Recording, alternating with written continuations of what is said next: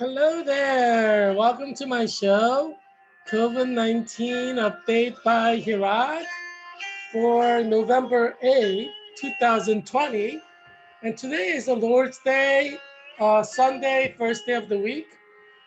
Christians have our Christian Sabbath on Sunday because Jesus arose from the dead on the first day of the week, which is Sunday. So the Jewish Sabbath on Saturday was moved to Sunday as a Christian Sabbath. If you go to Israel, they their Saturday is like our Sunday. It's kind of funny. As you know, I lived over 3 years in Israel. I love living in Israel, especially all my Israeli friends. They all served in the military from like 18 to 20 for girls, 18 to 21 for guys. So the one of the phrases that Israelis like saying is "Epo shradita," serving the military. Um, yeah, so that's how you kind of relate. Country is a fairly small country, like 6 million people or so, or maybe less.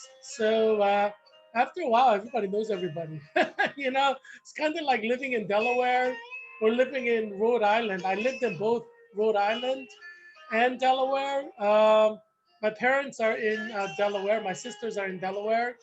Um, and Rhode Island, I taught Jewish studies at Brown University for a while. And I went to uh, a Presbyterian church in Rhode Island. So, yeah. So, yeah, it's, you know, people know each other in small states. Um, yeah. But today is Orphan Sunday. So I have a little blurb there from Churches of Christ. A lot of Christians, they try to take care of orphans. And, that's one of the things that a lot of Christian organizations do. Wherever they go as missionaries, they try to take care of the orphans and the widows. And so, sometimes in a country that has no Christians, Christian missionary work finds open door through the widows, the outcasts of the society, people who are poor, who don't have jobs or social status, people who've lost their parents and are living as orphans. And some of them become the first converts to Christianity. And some of these orphans become Christian ministers of the gospel or domestic missionaries. And so that's how Christianity spreads in certain countries.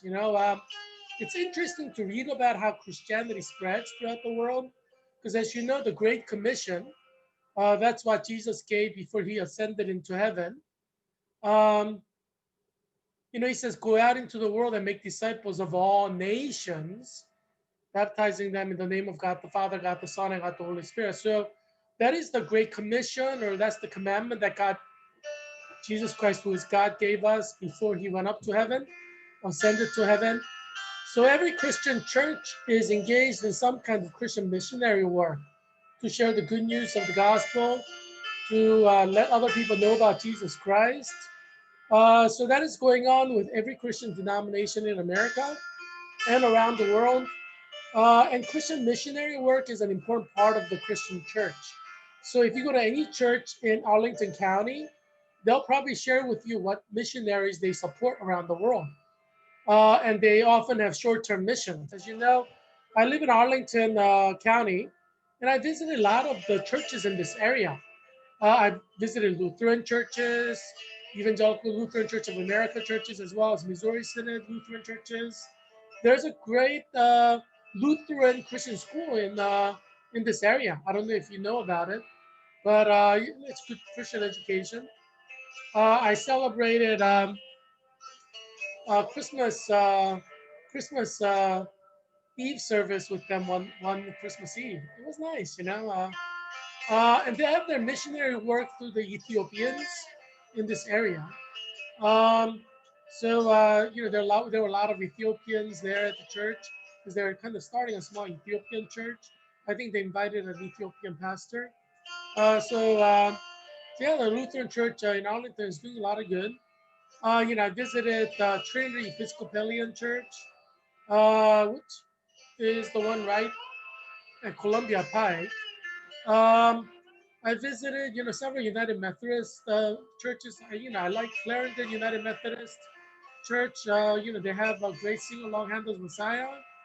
I wonder if they're going to do like a, Zoom version of Handel's sing-along Christmas Messiah this year. I should call them and ask. This is the Clarendon United Methodist Church in Arlington. I used to go to their book club meetings when there was no COVID, and it's nice to kind of get together and talk about books. And people are really nice there. But yeah, they have like great programs too. Like every so often they have like concerts by different performers, and they generally have a lot of nice cookies after the performance for visitors and church members who attend the concert. It's a very active church. I like visiting the church. Um, and I know Clarendon United Methodist Church has a lot of, work that they do and support missionaries. That's what Christian churches do. They support Christian missionaries and missionary work. Um, yeah, I mean, we follow the Bible. Sometimes churches go away from the Bible, which is very unfortunate. But sometimes the Holy Spirit works and brings the church back to the gospel. And so, people are fighting for their Christian faith.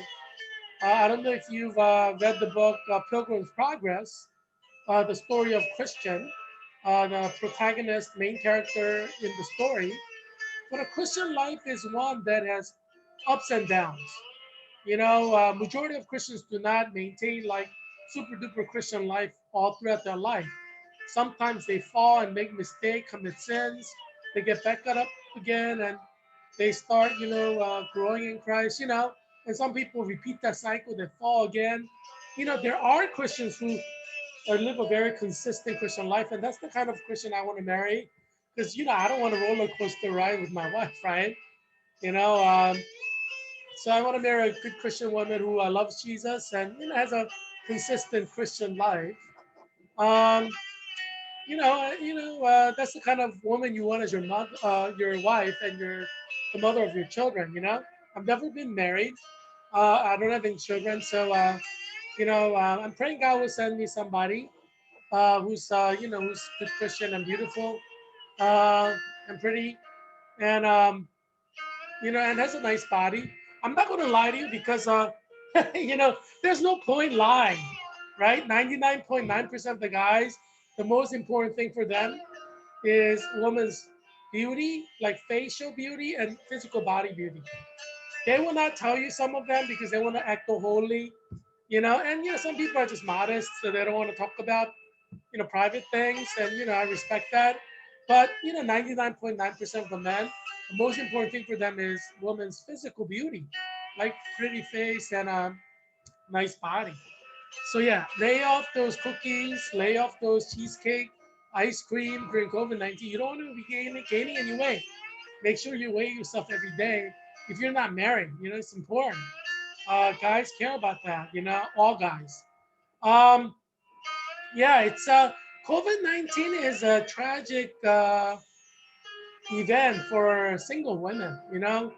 I think the greatest, most vulnerable people in COVID-19 are single women who want to get married. You know, because during non-COVID-19, you could date the guy. Um,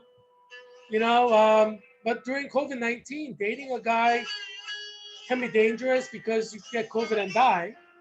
There are 20-year-olds who die, 20-year-olds who get COVID have been known to have blood clots and stroke. Uh, and some strokes can kind of make you kind of mentally deficient because they can kill off your brain cells because stroke happens in your brain. Or you can lose your memory, short-term memory, or even long-term memory. Um, COVID-19 is no laughing matter for 20-year-olds because maybe you will have mild symptoms, but maybe you will have a severe symptom and die. Maybe you will have this blood clotting thing happen with you. and have mini strokes. They call it TIA, um, transient ischemic accidents. They're like mini strokes. But some of them can be serious, and they could destroy your memory or mental functioning if it occurs in the wrong area. So COVID-19 is no laughing matter, and so I understand why single women are not dating physically because it's probably a very dangerous thing to do right now. Dating somebody, especially dating somebody you may not know very well, um, because whereas with HIV or sexually transmitted diseases, as long as you don't have sex, you're not going to get it when you're dating. But COVID-19 is different. You could just be eating across from the table from this person who invited you to date, and you could get COVID because you guys both don't have masks on because you're eating, and most desks are not like 6 feet. There isn't 6 feet between you two when you're eating. So there's high probability you can get COVID if he has COVID. So it's probably smart not to be dating right now um, because there's too much at risk. But that just means that it's tragic for you if you're a single woman because you're not married. If you're married, you have a husband, right? You go home to every day. You don't have to worry about getting married because you're already married, right? And if you want children, you could have children, right? There's no stress really.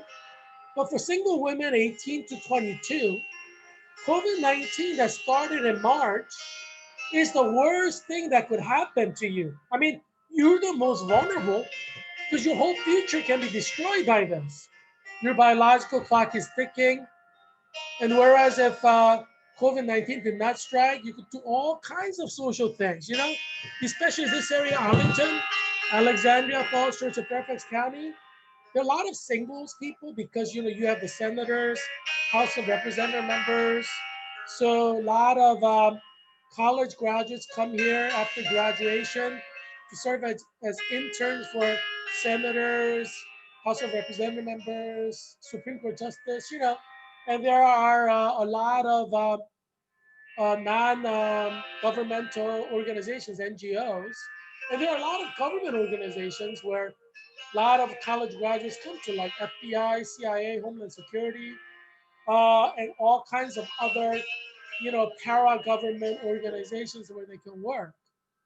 Now, because of COVID-19, many of them cannot physically go to the offices to work. They have to work at home, which means they don't have the camaraderie of people at work um, that they would if there was no COVID-19. And worse than that, every weekend when there was not COVID-19, there were so many things to do. You could go clubbing, you could go dancing, with a bunch of girlfriends and meet guys. Maybe end up marrying one of them. My best friend Ed Musang, his younger brother Chad Musang, he ended up marrying a girl that he met at a club. So he went to a club with a bunch of his friends from Drexel University and they started dancing. And he walked up to a pretty girl and asked her for phone number. She gave it to him and they started dating and they got married. And they're, very, very much in love. Um, so, at college age, some people meet at a club and get married, and club is inside, right? Club, like you go for dancing. Most guys don't like dancing, but they go to meet the women and get married, right? Especially when you're college age, you think about getting married. Um, and now, you don't have any opportunity to do that.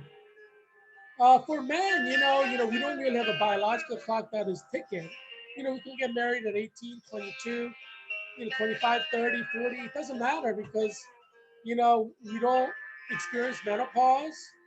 Number one, our biological clock isn't ticking. Sometimes women can get barren, cannot have children if they get married after 30. Because your chance of not being able to have children goes up significantly. So a lot of women who they get married at over 30 and try to have a child, there's a lot of miscarriages. Sometimes they have to take hormone therapy to get pregnant, and some people don't get, you know, pregnant or have successful pregnancies. That's because you're over 30, and so women have biological clock. If you marry from 18 to 22, most likely you will not have any problem getting pregnant if you get pregnant like before 24. There's, you're not gonna have a miscarriage. You're not gonna have hormone therapy. You're just gonna have a nice, healthy kid. And not just the women who are trying to get pregnant. If you have children after 30, there's high likelihood that your child will have some kind of disability, like Down syndrome. Your chance of getting Down syndrome child goes significantly up. If you have a child after 30, your first child after 30, your chance of having children with heart defects, brain defects, spinal cord defects, these things go up if you have children after 30. Um, it's because your eggs, all of your eggs, 100% of your eggs are born with you when you're born from your mother's womb. So they grow old with you. So by the time you're 30, your eggs are 30 years old. And your body starts breaking down at 26. You start losing your metabolism. Things start sagging. That's something you can see visibly, but internally, same thing is happening. Things are sagging. Things are not things are not working as they should be anymore because you're past 26. And that's why inside your womb you have these problems that develop after 30 if you have your first child after 30. So you have this serious problem where you may not be able to get pregnant or have to go through a lot of heartbreaks of miscarriages. Um, and your child may be born with a disability. And it's not just like severe disabilities, like, heart defect. You could also have children with like ADHD or, other kind of, milder forms of birth defects, I mean, it depends. I mean, some people may say ADHD is worse than Down syndrome. I guess it's, subjective based on who the mother is. Um, but yeah, if you have friends who got married after 30 and had their first child after 30, you know what I'm talking about. Their children have like ADHD or attention deficit disorder, or something's going on there, and autism. Your child have higher chance of being autistic if you give birth later in life. So all these things contribute to that. That's why we want to create a society where majority of the population are having children from like 18 to 26. That helps with reducing the healthcare cost, obviously, because if you have a child with ADHD or some kind of a disorder, it's going to strain the healthcare system. That same child, the same egg that was fertilized, if that egg was fertilized like 7 years earlier, might not have had the defects. You see what I'm saying? Um, so having children when you're younger is good because you have less chance of having children with birth defects that will strain not only the healthcare system as a nation, but your own pocketbook. Because you have to pay copay. So if a surgery is $100,000 and your copay is some amount, let's say 10%, you have to pay $10,000, and deductibles can be like $17,000, which means you still have to pay that 10,000. Thanks to Obamacare, we have very high deductibles, which is very difficult for parents with, parents who have children with disabilities because they have to pay out of pocket for all these co-payments. If you're working as a teacher with the teacher's salary, you probably will not be able to afford the co-payments. You'll probably have to take out a loan if you have children with birth defects that require surgery, where you have to pay co-payment. Um, so obviously, financial consideration is not as important as your child's long-term happiness and your family's happiness, right? Obviously, abortion is not an option. If you love your child, you don't want to kill it. Kill your child because your child has Down syndrome. You know what I'm saying? It's just really cruel and mean. Um, So, the smart thing to do is marry when you're like 18 to 22. But it's hard getting married when you're 18 to 22, even when there's no COVID. Now with COVID, for some people, it's going to be nearly impossible. And so the most vulnerable person in the world right now is you, if you're a woman between 18 to 26, because you may not be able to get married. Because how are you going to find someone to get married in COVID-19? I mean, obviously you could do the internet communication thing, um, but generally the way it worked is, you go on internet dating site and then you meet for your first blind date, and then you cross out a guy you don't like, or you continue with that guy. So even the internet process generally involved actually physically meeting a person for a meal or some kind of date event. But now with COVID-19, that is really not the wisest choice. And so that puts the dating scene in a serious bind. And that's why I would say women in their 18 to 26 are the most vulnerable population right now, um, because their whole life can be changed, right? If they don't get married by 30, they may never get married. Some statistics say that women over 30 have significantly lower chance of getting married, finding somebody to marry, than women under 30. You may know the data about this better if you read like different magazines like Cosmopolitan or whatever. But there's also, scholarly research on this. And so that's why I would say the most vulnerable people, are the women between 18 to 26 who may not be able to get married anymore. Um, yeah, I mean, or even hard to get married. Um, but Christians have always tried to deal with women who are spinsters, because in many societies, if a woman doesn't get married and her mom and dad dies, she becomes alone. She doesn't have anybody in the world anymore. Because generally, marriage is not just about love, right? It's also about companionship, and it's also about social unit, right? So it's not just about romance; it's about the social unit, right? Because if you have a husband, you know that's an immediate social unit. You don't have to make an appointment to socialize with your husband. Whereas with your friends, you have to go through the ritual of calling, and you know, there's prides involved, and there's personal space involved. It's very complicated. Um, so getting married allows you to have a social unit, entertainment, ready entertainment. Um, you can't play ping pong by yourself, but if you have a wife or if you have a husband, you can get a ping pong table and play ping pong. That's entertainment, right? You really can't play cards by yourself, but if you're married, you can play cards with your husband. I mean, there are things that you can do by yourself, singing, but it's more fun if you sing with your husband, or have your husband hear you sing. Having an audience that changes the dynamics of the entertainment, both for you and the audience. Your husband who's listening to you sing, right?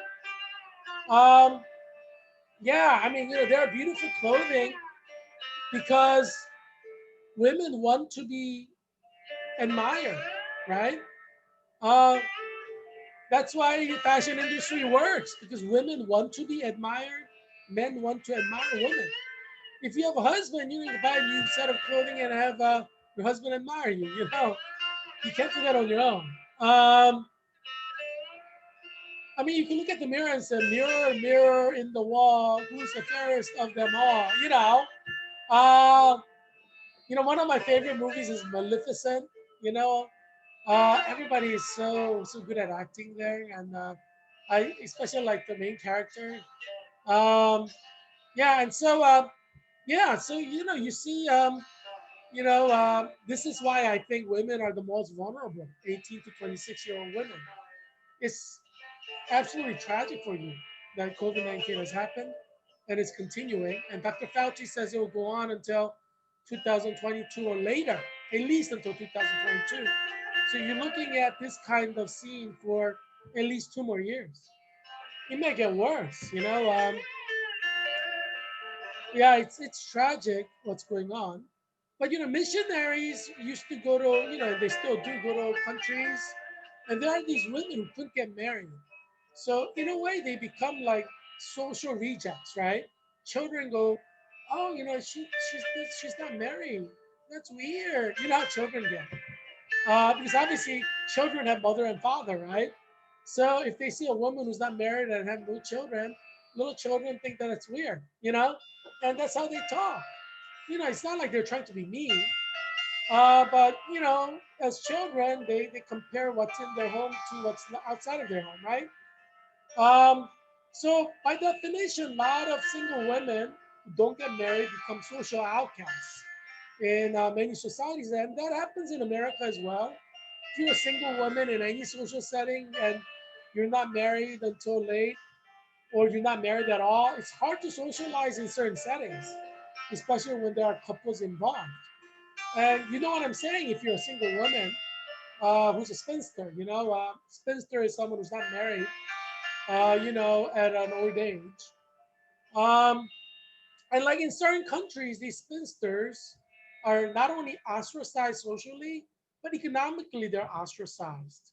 So sometimes missionaries go to these countries and kind of evangelize to the socially outcast, the untouchables, women who are spinsters, women who are widowed, women who never got married. So, and then bring them to the knowledge of Jesus Christ, and they become like deaconesses in the church, and they start helping with church work, and that's how they expand. Um, but orphanage is one of the things that missionaries do because every country has orphans, and unfortunately, because of COVID-19, a lot of American families will have orphan children because both father and mother will die. And if you're a single mother, if one mother dies, all the children are orphans, right? If husband is out of the picture, and many husbands tend to be out of the picture because you know how guys are. If you divorce him, he's going to find another woman to get married to, right? And he's going to do his darnest to like not associate with you and his former family because he now has a new family and he probably will have little babies with his new wife. Um, single mothers when they die, it's not surprising that their children can become orphans. In third world countries, you have orphans um, because sometimes mom and dad abandons the children because they don't have any money, and that's a very sad story, but that happens in poor countries because they're struggling to feed their own mouths. They can't really feed the children, so they leave the children like in a Christian church. And so some Christian churches start orphanages because so many unwanted children are left off, dropped off at the church doorstep. So some churches start orphanage by necessity. Um, After wars, you have orphans because you have fathers who fought in a war and mothers who might have been killed in the war. So you have a lot of orphans. So after Korean War, as you know, my grandfather, my mother's father, was a big shot pastor in Seoul, Korea. And Chinese communists and North Korean communists had a blacklist to execute them when they won the war, or they were winning the war. And they had this blacklist of everyone who were supporters. Um,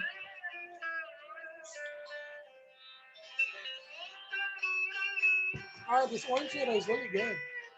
This orange soda from Giant Foods, really, really good. Um,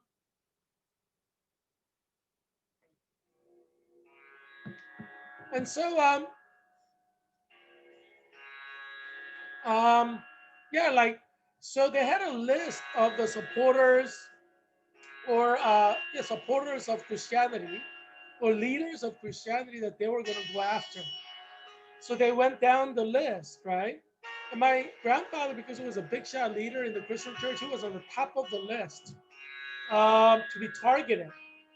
So these, socialists, had a list to target when they started winning the war, and they targeted my grandfather. And one of the deacons in his church ratted him out. He was in hiding, and he would be completely safe if the deacon of the church did not sell him out for 30 shekels of silver. It wasn't shekels of silver, but it's Korean won. But it's a figure of speech to say he took the money from the communists, became an informant, gave the information so my grandfather could be arrested, and then eventually killed. Um, so my grandmother became a widow with her three daughters, and my mother's brother was shot to death by a stray bullet, um, and ironically by a U.S. soldier, was shooting at a paper boy who took the money and did not give him a paper. So this U.S. soldier started shooting at him. I guess he was very angry. He missed the newspaper boy and hit my mom's brother, my uncle, and so he died. Um, so my grandmother was orphaned with no man in the house and just three younger daughters after Korean War. So she went to Busan, which is the southmost city in Korea, because communist North Koreans came all the way down to Busan, and they had this list of Christian leaders to kill, arrest, kill, minimize, neutralize. Um, that's what socialists do, and so that's to be expected. Um, so that's why my grandfather went into hiding because he expected it. Yeah, but so my grandmother ran away. All the Korean people, fled North Communist Socialist Army all the way down to Busan, and my grandmother settled there and survived the Korean War in the southernmost tip. Because General MacArthur came and pushed the communists back. All if all of Korea were occupied, then all the Korean church leaders who are faithful to the Bible would have been executed. Um, yeah, but thankfully, that didn't happen. Um, the socialists lost, so that was a victory for the Christians. But anyway, my grandmother, after settling down in Busan, realized that there were so many orphans, you know, from the war. Some children came down to Busan with their mothers, but then their mothers died of starvation or whatever. And so my grandmother opened up an orphanage. She started an orphanage for the poor and linked it to a local Korean church, Presbyterian church. And then, my grandmother's children, my mom and her two sisters, helped out with the orphanage. Um, it was a very difficult time after the war, but it was part of a Christian work. My grandmother made sure every orphan became a Christian. Most of them are Buddhist when they, from Buddhist families or Buddhist backgrounds. And orphans could age from just born to teenagers, right? Because teenagers can lose their parents to death too. Unfortunately, COVID-19, we're going to have a lot of teenagers becoming orphans because their parents will die. I mean, there is a greater chance that teenagers will become orphans because their parents are older and their parents may be overweight, have comorbidities or chronic conditions that make them easier to die. So if your mother is 50, it's easier for her to die than a mother who's 30. You see what I'm saying? Um, so if your mother is 30 and the mother's children are 15 or 14, those 14, 15-year-olds can become orphans. Um, and so we're going to have a tragic chapter in our country that no one is thinking about now because we're not experiencing in large numbers yet, but it's going to happen in the next several months because flu season is starting. And right now we have like 1,000 dying every day, but eventually that's going to go to like 10,000 dying every day. Right now we have like 10,000 cases. Weather is very good. So when the weather starts getting really, really cold, freezing point in the East Coast, like right now it's like 70s in Virginia. You just walk around with a t-shirt. But it's gonna get cold, and eventually, um, flu season will be in a full swing, and a lot of people will die from COVID. So that's coming. So several weeks from now, we're going to have like 10,000 people dying every day. That's coming. I don't think any healthcare expert denies that that can happen because they understand what a pandemic is. And they know that if there's more cases, there's going to be more deaths.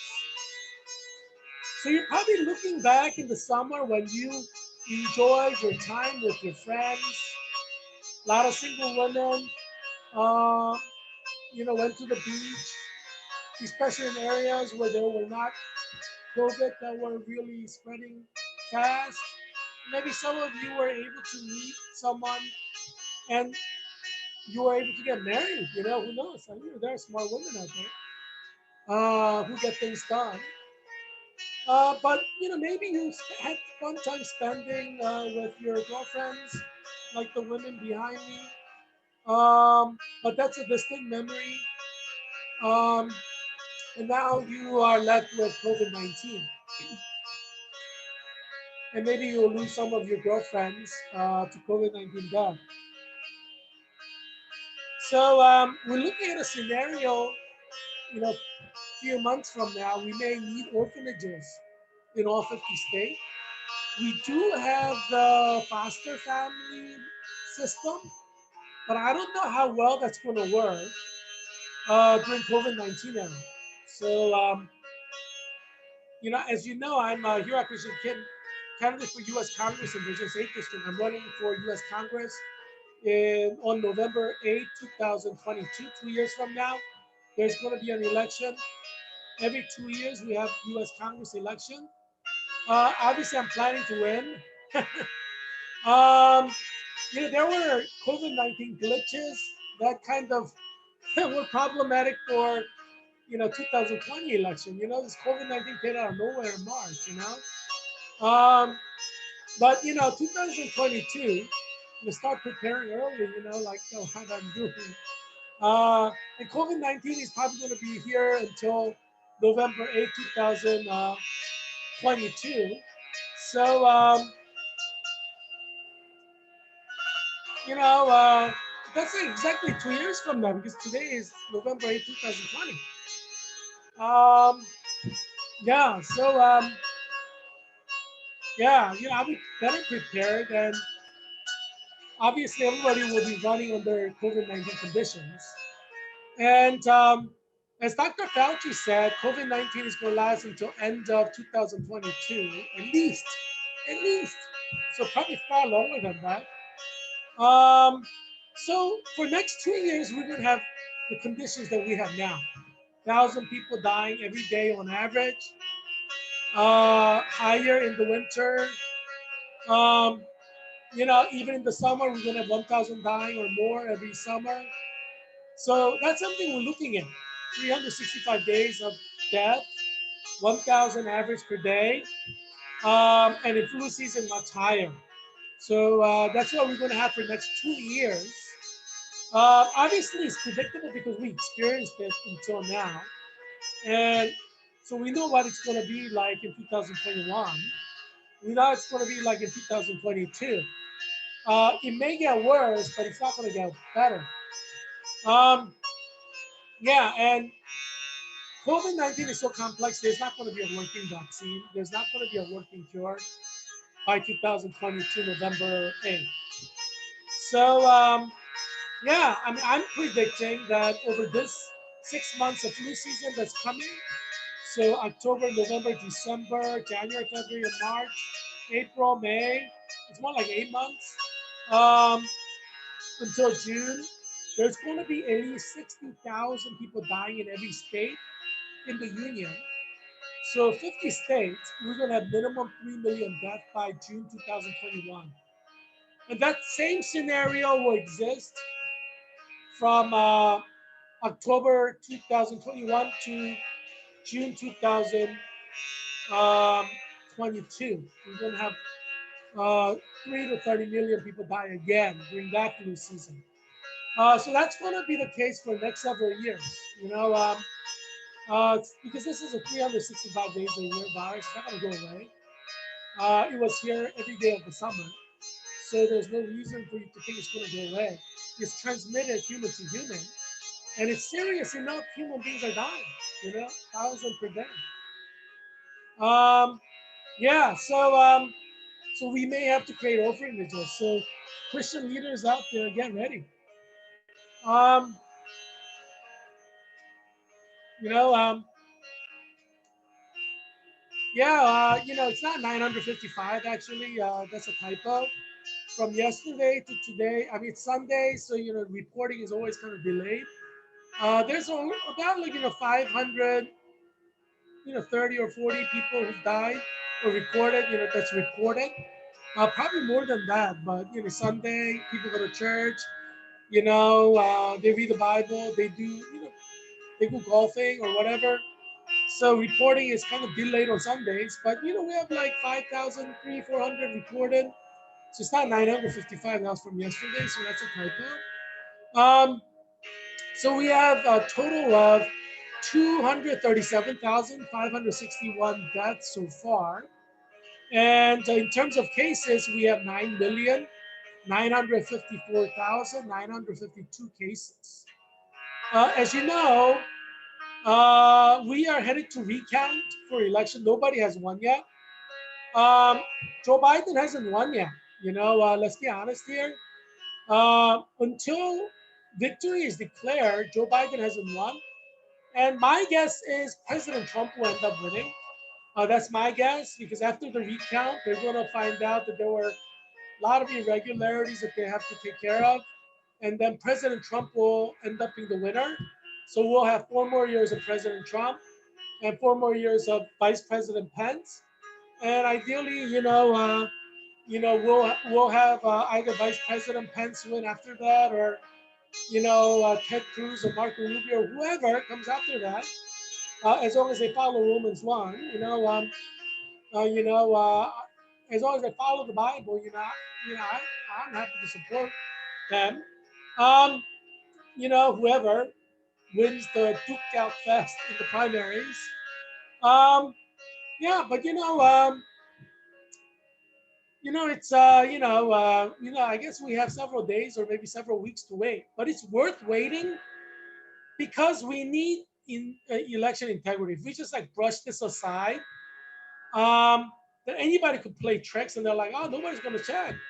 You know what I'm saying? People are, oh, nobody's going to check. So 2020, but let's like put one over them.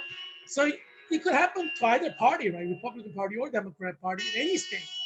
So meticulously going over every ticket is necessary because we're not a corrupt nation like Venezuela, where they just kind of seal the election, and they don't care, they don't check. We're not a corrupt socialist state like Venezuela. They say they have democratic elections, but it's all shambles. So we do need to check the votes. There are 5 states that are very close. They must be checked. I mean, I'm convinced President Trump won in Pennsylvania, and that there was miscounting. And so, and I think that's the case with Georgia. I think that's the case with Arizona. So I like to see the recount. And the important thing for Joe Biden is he does not have the mandate. You know, it's in Joe Biden's interest to make sure that there's recounting. Because if he really won, then recounting will show that. right? Recounting must be done under guard. Uh, you know, it has to be done very seriously, right? Even if it's time consuming. So if recounting shows that in all 5 states, Biden won, then he has a clear mandate to rule. And that's what Joe Biden would want, right? Because you don't want to be ruling when there is no mandate. Then you're just kind of like a fake leader. Nobody's going to think that you're legitimate, right? No Republicans are going to think you're legitimate. Even some Democrats are going to be like, you're not really legitimate. They didn't recount the votes.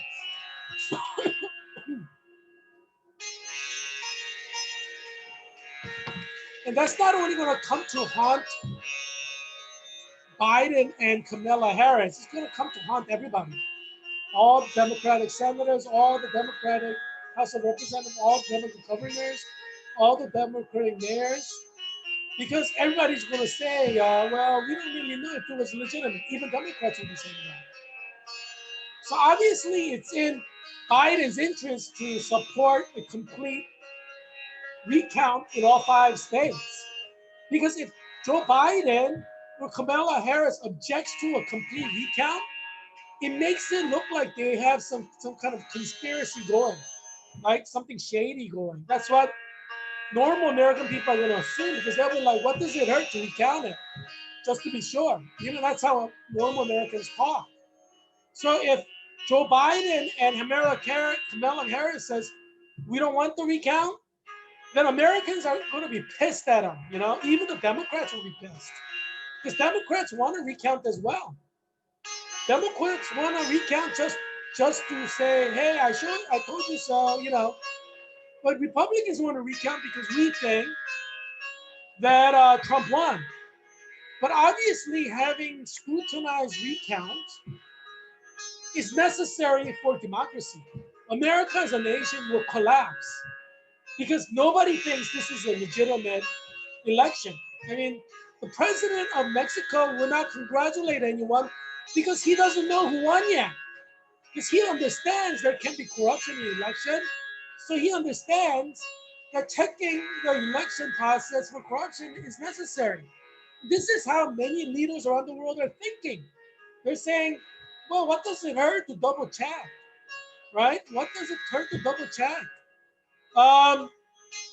So it makes Biden look absolutely corrupt if he opposes recounting.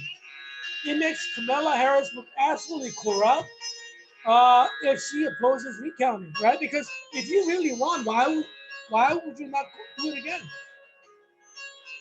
Have them check, double check, just to be sure. So it's a question about the soul of the nation. Recount has to be done because we need to see that the election process uh, has integrity, right? Because we don't live in a communist dictatorship where the dictator says, no, we're not going to recount. Then they don't have a recount. We live in a democracy. When there are questions to the legitimacy of a result, we can ask for a recount and we can get a recount. That's what makes us a free nation. That's what makes us a democracy. So from 4 years from now, if Vice President Pence wins the election with 5 states contested, and Democrats want to recount, would you want the recount? I mean, you see, we don't want to be setting a precedent that's going to destroy the union. It's going to destroy the republic, right? Double checking never hurts. You can always do recount, right? Because that is part of democratic process. It doesn't hurt to recount. It's within the democratic process. Election has been done. You have the ballots, you just recount the ballots, right? No American thinks that's unreasonable, right? Democrat or Republican, no American thinks that's unreasonable. So both Biden and Harris should support a recount, right? Because if they really want, the recount will show that they really want, right? What are you afraid of, right? If you're afraid the recount will show something different, then obviously you agree with Trump that there was foul play. You see what I'm saying? Um, that's why you should go and request a recount because you don't want to be ruling without legitimacy, right?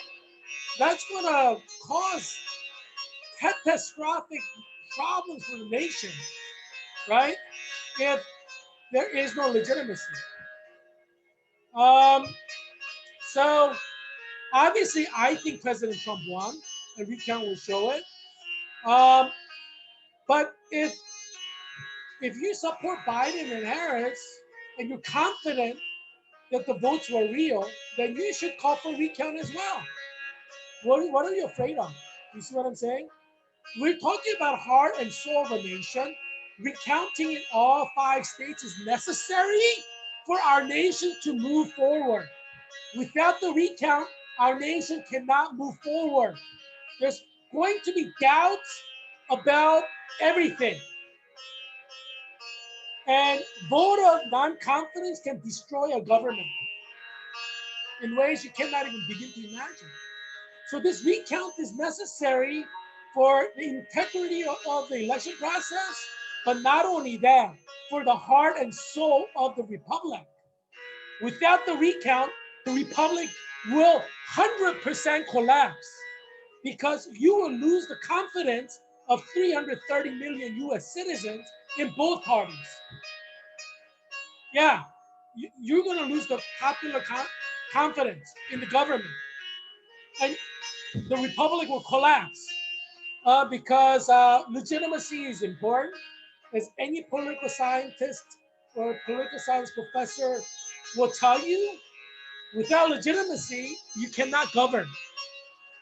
And it's one of those invisible things that are necessary for a sound government.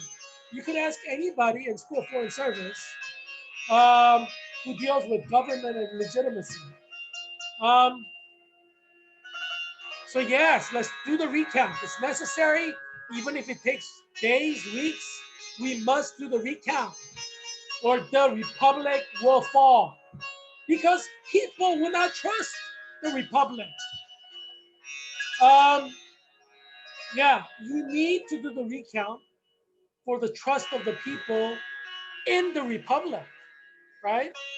You don't want U.S. citizens to feel that there is no route to appeal, right? We're not a communist dictatorship here. Yeah, so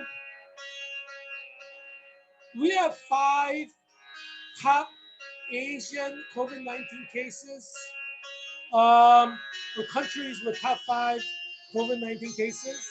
India is by far the worst scenario with 8,507,754 cases, but their death rate is 1%. It's much better than our death rate, which is 3%. It may be because Indians tend to be thinner. When you're obese, you have more chronic illnesses, and you have less chance of fighting off the virus. But when you're thin, physically skinny, you have a higher chance of fighting off. Um, you know, so being thin is a health concern, or being thin is a healthy thing. Um, so 126,121 people have died in India. Even though they may have that going for them, they still have 126,121 deaths. This is COVID-19. More cases necessarily mean more death. Whether you like it or not, what can you do, right? It's COVID-19. Um, Indonesia is number 2 with 437,716 cases at 3% death rate. 14,614 people have died. Death rate is increasing, not as fast as our country, but Asia actually is doing pretty well. These are countries in Asia with 0 deaths. Yeah. Bangladesh is 420,238 cases, 1% death, 6,067 people have died. So death rate is rising. Philippines has less cases, 395 cases, but higher death than Bangladesh because they're dying at 2% rate. 7,539 people have died in Philippines. Um, Pakistan is actually, talking about Philippines, in America, out of the nurses, the greatest segment of nurses dying from COVID are Filipinos. Did you know that? So they do study of like nurses who die from COVID, right? Ethnicities. You have black nurses, white nurses, Filipino nurses, and Filipino nurses are the largest number of nurses dying right now from COVID are Filipino nurses. Um, yeah, so probably in this flu season you'll be like that too, which is sad.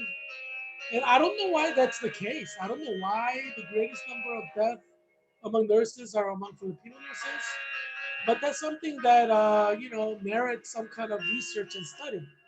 Um, yeah, it may be the food, it may be the socialization process. I don't know what the situation is, but there's something that is causing more Filipino nurses to die than other nurses, other race, like black or Latino or white. Yeah. Yeah, so it's a serious concern.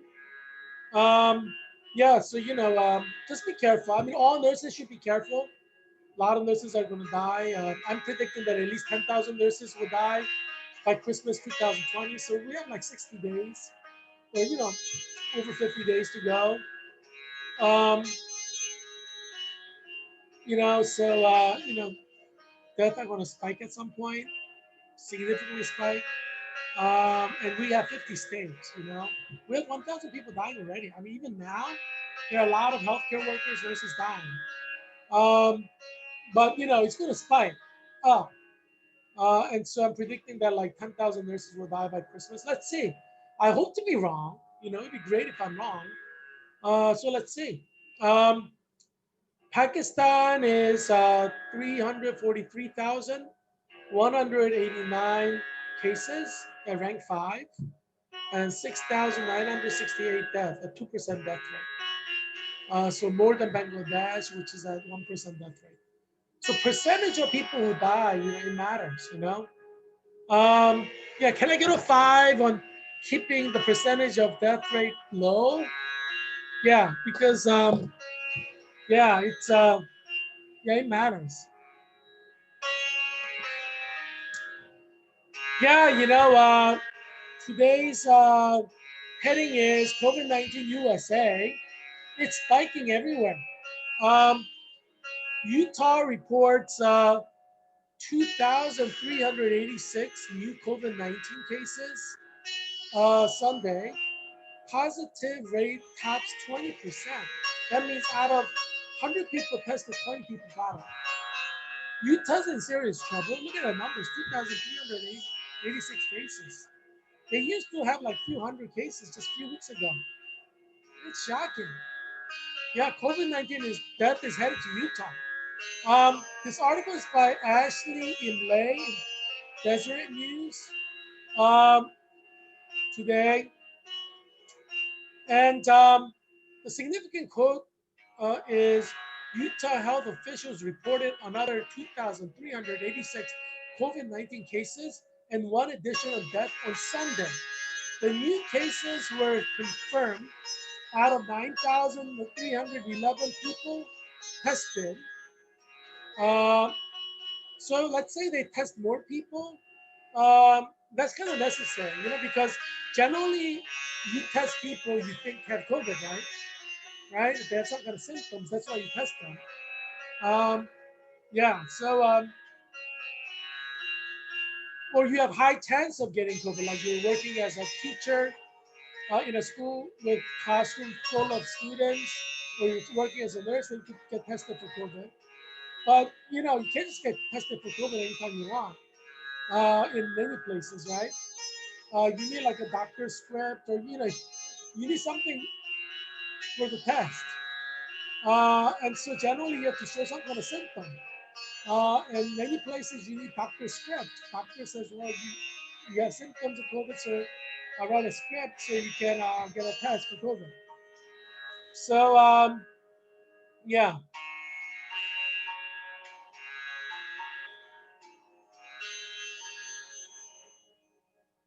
so Utah, I'll start from the beginning again. Utah health officials reported another 2,386 COVID-19 cases and one additional death on Sunday. So death, it's kind of low, but remember, it's nice weather outside, it's warm. Um, once it hits flu season, 5, 6 weeks from now, you're gonna have very sharp spike in death. Um, like around Thanksgiving time. Um, and hospitals will be filled like in November. Um, the new cases were confirmed out of 9,311 people tested, a 25.6% positive rate. So that's like out of 100, you have 25 people. According to the Utah Department of Health, the rolling 7 days average for new cases is at an all-time high in Utah of 2,290 per day. That's the average. So at 10% flu season death rate, you're going to have like 229 people dying. Yeah, it's going to be tragic in Utah. That's just in one state. Um, and the average positive test rate is 20.6%. On Sunday, a record 424 coronavirus patients were hospitalized. You see now hospitalizations are going up. Um, Harry the Owl seems very concerned that hospitalization rates are going up. Very concerned indeed. Um, yeah, so on Sunday, that's today, a record 424 corona patients were hospitalized with the disease in the state. 14 more than were hospitalized in the previous day. So hospitalization is going on. Sounds small, but remember it's going to be an exponential growth. Um, Now let's look at Illinois. Illinois officials announced 10,009 additional COVID-19 cases. So in one day, whereas Utah had 2,386 new cases in one day, Illinois had 10,009 new cases in one day. So 5 times as much almost. Uh, and this is in Fox News. Um, so the significant quote from that is Illinois public health officials have announced 10,009 new cases of COVID 19, including 42 additional deaths. So deaths are kind of going up, and when it gets really cold, it's going to spike up. We're just beginning, this is like beginning of the flu season, We have October, November, December, January, February, March, April, May to go. Like 8 months to go. Yeah, so there's going to be minimum 100,000 deaths in Illinois, probably more like a million. We can have like a million deaths in Illinois. They don't completely shut down. Um, the death toll is 10,196 deaths. So far, 10,196 people have died in Illinois. As of Saturday evening, there were 4,303 people hospitalized in Illinois with 833 in intensive care units. So 833 in intensive care units are like a death score. And that's probably where a lot of the deaths are coming from, 42 deaths in the last 24 hours. Um, yeah, things are bad. Things are bad right now, and things are getting worse. Illinois can hit easily 15,000 cases per day, or even 20,000. Um, yeah, let's see. I mean, we're just starting flu season. This is just the beginning of it. Um, Third article, 7-day COVID-19 positivity rate tops 11% in Colorado. Current hospitalization over 1,000. So hospitalizations are definitely going up. So that's a serious thing. plus 9 NBC News. And the significant quote from there is there are 1,023 patients currently hospitalized in Colorado as of November 8th. And the 7-day moving average positivity rate increased to 11.13%, according to the latest data from the Colorado Department of Public Health and Environment. Positivity rate is going up. More people who are being tested actually have COVID. Positivity is an important indicator of the status of COVID-19 in the state.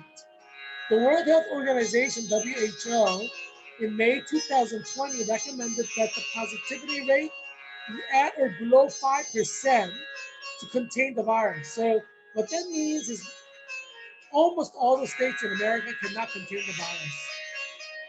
Current hospitalization data are also a key metric because they can be an indicator of whether Colorado hospital system is being overwhelmed by the virus. In April, hospitalization peaked at 888 in one day. The number was surpassed November 5th when the number increased to 894. 894. So obviously we're looking at a much worse case scenario than April of 2020. As I said, there's going to be 60,000 COVID-19 deaths in every state. In Utah, there's going to be over 60,000 deaths. In Colorado, there's going to be over 60,000 deaths. There's going to be over 60,000 deaths in every state by June 2021. And that's why I am saying that there will be over 3 million deaths. I do not believe in the liberal media that tries to make it sound like COVID-19 isn't that serious. It's very, very serious. And a lot of people can die from COVID-19. So I disagree with the fake news or liberal media, right? A lot of people can die, from COVID-19. Um, and so it's important for us to be aware and to be aware of the science, to be aware of what's going around us in other states in the union, what's happening in other countries. Um, because we are looking at a horrific winter, 6 to 8 months of hell, COVID-19 hell, where death proliferate. Hospitals will be filling up. In some areas, hospitals will be completely filled in November. I'm predicting that hospitals in the DC area will be completely packed in November. Unfortunately, there are a lot of people not social distancing yesterday and today, celebrating because Joe Biden did not win yet, technically. Um, and so, people, we have COVID-19. You should not be at such close distances from one another because your mask could move around and being crowded. I mean, you could get COVID. So it's tragic that last several days of a lot of people just celebrating and means that we're going to have another spike. Probably we will see it by next week. So right now we have 120,000 cases per day. By next week, we may have over 150,000 cases per day. This is like basically second week of November. We're going to have over 150,000 cases per day. So I'm predicting that DC area hospitals will be completely packed. That includes my hospital where I work as a registered nurse, Virginia Hospital Center, Innova Fairfax Hospital. I did my student clinicals there in the cardiac unit. That's going to be packed. You have Innova Alexandria Hospital, that's going to be packed. You have Mesta Georgetown University Hospital, that's going to be packed in November. George Washington University Hospital is going to be packed in November. Children's National Hospital will be packed in November. Um, Sibley Hospital will be packed in November. And Suburban Hospital will be packed in November. Because, a lot of people are celebrating all over the state, in Maryland and Virginia, all over DC. People are getting COVID without realizing. They've forgotten that they have COVID-19 all around us. It's when you forget that's a problem, right? You forget your mask, you forget uh, to raise your mask when it goes down below your nose. That's when you get COVID. Um, it's tragic because it's a super spreader event, which is going to spread COVID-19 all over America. Um, yeah, it's going to be seriously problematic. We're going to have hospitals filling up faster than we were anticipating because of what happened this week, last few days. Um, and it's just going to be a rush, like rush of people coming to the hospital emergency room with COVID symptoms. Yeah, it's just going to be like shock and surprise. Yeah, you're going to just shock, shock and surprise out of nowhere. Um, yeah, Leo seems concerned. Can you see the concern in his eyes? I don't believe in the liberal media. Liberal media tries to make it sound like, COVID-19 is not going to kill a lot of people. I just don't believe in the liberal media. Um, yeah. Um, a lot of nurses are going to die as hospitals fill, especially emergency rooms, ICU units. Hospital nurses who work in emergency room and ICU, many of them are going to get COVID. Some of them will survive, some of them will die. Um, you know, it's what it is. This is a global pandemic. It infects and kills. Um, and some of us in Clinical Nurse Leader 2020 program who graduated with me on August 24, 2020, work in emergency room, work in ICU room as nurses. So some of them are going to die. It's very unfortunate. Hopefully they don't. I hope none of them die. But I'm predicting that at least 5 of them will die. We have 25 who graduated in August. If 25 are all working as nurses, not everybody are working yet because some of them haven't taken the NCLEX RN exam yet. Um, you know, like 5 will die by Christmas if it were the case that 25 are working. Um, yeah, so it's going to be bad. So I'm going to do a cheer for us. CNL 2020, yay! We graduated from Georgetown University, August 24, 2020, yay! Did you guys get your class ring yet? I love you guys. Hey, my fellow CNL 2020 members. Yeah, so yeah, now I have a new cohort. I belong to a cohort of RN, registered nurse, residency cohort at Virginia Hospital Center where I work as a nurse. So yeah, I'm beginning to get to know my cohort members. We have cohort seminars for 1 year, and we even have a graduation ceremony. So it's going to be a lot of fun. I'm looking forward to our a registered nurse RM residency cohort graduation. So there's like 16 of us. So we'll graduate all together. Hopefully none of us die from COVID, but it may be that some die from COVID. There's always a chance. Um, this is COVID-19, global pandemic, virus that kills. So I think none of us think that no one's going to die. You see what I mean? We know COVID-19 will kill some nurses. So all of us are working as nurses because we are ready to get COVID and die. I mean, obviously, if you don't want to get COVID and die, you should work as a nurse. Because I mean, being a nurse, nursing is the most dangerous job right now in the world. If you're not ready to get COVID and die, you should not be working as a nurse. Can I get a 5 on that? If you're a nurse, you're risking your life working as a nurse. Can I get a 5? Yeah. I mean, you gotta get a 5 on that because I mean, you can't fool yourself, right? COVID-19 is a killer virus. It kills. Nurses work with patients. Some they know have COVID.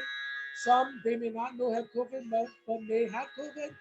So nurses can get COVID, So not all nurses who get COVID will die, but some will. So, that's something that you just have to anticipate. There's no way around it.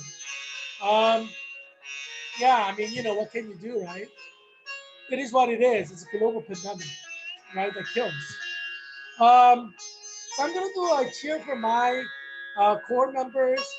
RN residency at Virginia Hospital Center, VHC, VHC, VHC, yay! Okay, well, I'm trying to come up with a better cheer, so you'll see it evolve. Hey guys, I'm sure they're watching this show too. Everybody watches this show because I provide you with the facts that you need to survive COVID-19. I provide you with analysis that are important for understanding what's happening here in Arlington, uh, in nearby areas, in the country, and around the world. So everybody's watching this show. It's like the show that is necessary for COVID-19 survival for many, many people, not only in Arlington, but around the world. It's a public service that I provide, right? Um, yeah. I hope you survive COVID-19. But I'm emotionally preparing myself to get the news that maybe one of our CNL 2020 members died from COVID, or one of my cohort members at Virginia Hospital Center got COVID. I hope never to get these sad news, but it can happen. Um, and so that's the fact and sad reality of COVID-19 global pandemic. It's the world that we live in. It's a sad world we live in right now with COVID-19 raging. Um, and it's only going to get worse. Remember, we're in October. I mean, we're in November. So we're in November, December, January, February, March, April, May, June. So, yeah, I've got them counted from October earlier. I was so used to counting from October. Uh, yeah. So yeah, but it's November, obviously, it's election. Um, yeah, and that's not contested. It was October last month. It's November this month. That is not contested. Like the votes in 5 states, those are contested. Um, yeah, certain things are facts, certain things are not fact. We need to recount all the votes to make it a fact. It's not a fact yet. Because in democracy, we can appeal. That is a fundamental value in democracy, is the appeal process. Um, and so, yeah, we want the recount in 5 states. All the courts must give this recount for 5 states. That's democracy, right? And as I said, Democrats want to recount too, because they want to make certainty, right? Republicans want a recount because they think there's something fishy, right? So everybody wants a recount for different reasons. Um, so the court should give recount, right? I mean, if the courts do not give a recount, then people are going to mistrust the court system, and the integrity of the judiciary branch collapses. Do you want the judiciary branch to collapse? You need to give recount to every state that requests it. This is democracy, right? I mean, appeal process is necessary to honor. You know, you cannot just pull a fast one on someone. That's what they do in communist dictatorship. And we have 100 different nationalities represented here. Some came from communist countries like Venezuela. They know what I mean. A lot of countries, they bypass the judiciary because of corrupt government. They will not give a recount to repeal appeal process, right? That's what corrupt governments do. Um, but we in America, we're a democracy. So obviously, when we want to recount, courts have to give us recount. That's what makes our country a democracy, a free nation, right? Um, Yeah. So expect recount in all 5 states, maybe even more, because that's what the people want. We, the people, want this. Um, yeah. So I'm still waiting for finding out to find out who won. I don't recognize that Joe Biden has won yet. And I think Trump won, but let's go through the recount process and see, right? That's why we're doing the recount, just to see. But we're going to do it under heavy scrutiny, so that the recount process is accurate, right? And I think that's what everybody wants, both Democrats and Republicans, and also independents. So we have exciting few days ahead of us as states recount the votes. You are seeing democracy at work here, you know.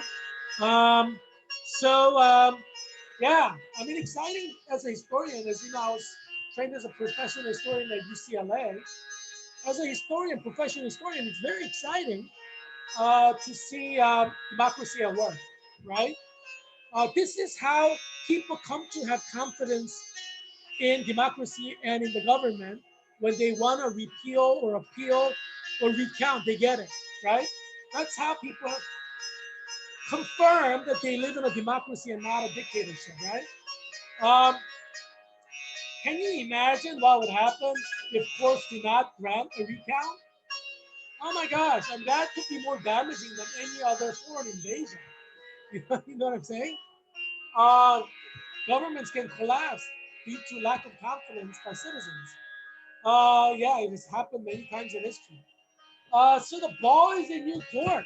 The ball is in your court, you know. Uh, yeah, the ball is in your court, literally, right? So, yeah, so let's see.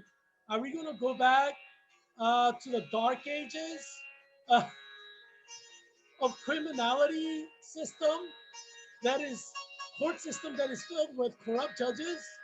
Um, like Venezuela, or are we going to verify that we live in one of the greatest nations in the world, where democracy is at work, where the appeal process is at work, where women are beautiful, and you know, I think American women are very beautiful. Just look at the women behind me. Um, some states have more beautiful women than others. I think like Georgia. you know, as you know, I did my Master of Education degree at University of West Georgia, and the women at University of West Georgia are amazingly beautiful. And most of them, I think all of them, most of them are like from Georgia. So that's why we call it Georgia Peach, right? Women from Georgia, we call Georgia Peach. Yeah. Um, yeah. So yeah, we have exciting several days ahead of us. Nation is united in looking at the screen to see the recount. Yeah, I mean, don't disappoint us, court systems in Pennsylvania, Michigan, um, Wisconsin, Georgia, um, Nevada, Arizona. I guess it's more than 4 to 5 states. Yeah, don't disappoint all of us. We're glued to the screen. We want a recount. You know, yeah, we want democracy to be working. you know, um, yeah, I'll bring you more things that you need to survive COVID-19 tomorrow. So tune in tomorrow. Tell everyone you know about this show, because obviously, we want your loved ones to survive COVID. And so watching this show every day can help them survive COVID. So, yeah. So I look forward to seeing you tomorrow. So I'll bid you adieu for now. Bye.